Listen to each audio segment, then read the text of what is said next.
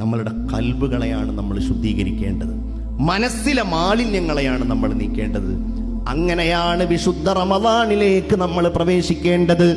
അതിലേറ്റവും പ്രധാനം ഞാൻ പറഞ്ഞതുപോലെ, ഒരാളോടും നമ്മളുടെ മനസ്സിലൊരു പകയില്ല, ഒരാളോടും വിദ്വേഷമില്ല, ഒരാളോടും സ്നേഹക്കുറവില്ല.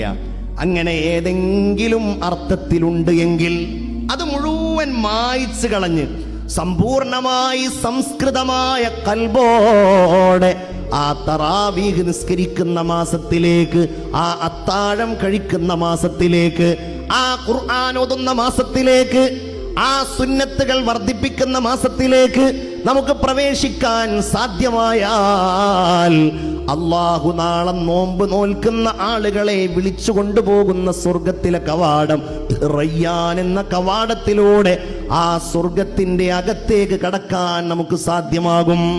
അല്ലാഹു നമുക്കതിന് തൗഫീഖ് നൽകട്ടെ.